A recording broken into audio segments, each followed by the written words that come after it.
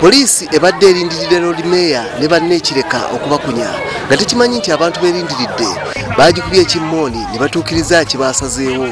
Loodi meeya Erias Lukwago ng'ali wamu ne kampuni y'ebyempuliziganya ya Walid olwaleero Kampala City yange bamukoledde mu zooni ya Kagugube Makerere. Lukwago gy'akungidde abantu okufuba okuyonja we basula ne we bakolera. Oda siyo maombi. Oda siyo maombi.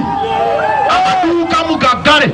Ab'omukatale muveeyo tumale eddakiika 30 mukomewo mugulewo amaduuka.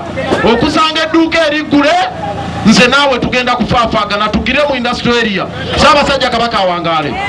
Eno era gy'asinzidde n'awera nti teri muntu yenna alina buyinza kumugaana kukunga bannakampala kweyonja kuba luno lwe yalwa mu nnyindo. We are going ahead with the general cleaning. We call it okugogola, massive cleaning. We want the shops to be closed so that people participate in the exercise, not for the bad reason. It's for the cause. You know, what is wrong with us mobilizing the people?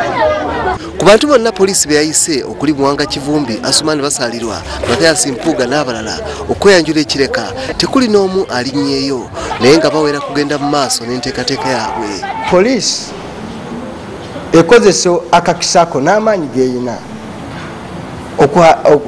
okutyoboola eddembe ly'abannansi, okulirinyirira eddembe libaweebwa Katonda sina constitution, because constitution ganti neddembe lituweebwa Mukama kaki Katonda, and that's why this kyova bagamba nti liriko guaranteed. Bwe bawera nti olunaku lw'enkya bakubukeeza nkokola okuyonja ekibuga nga batandikira ku kafumbe Mukasa kuba enteekateeka ebaddewo era ekyagenda mu maaso okuyonja Kampala. Wala poliisi naye ewera nti bageza ne beetantala.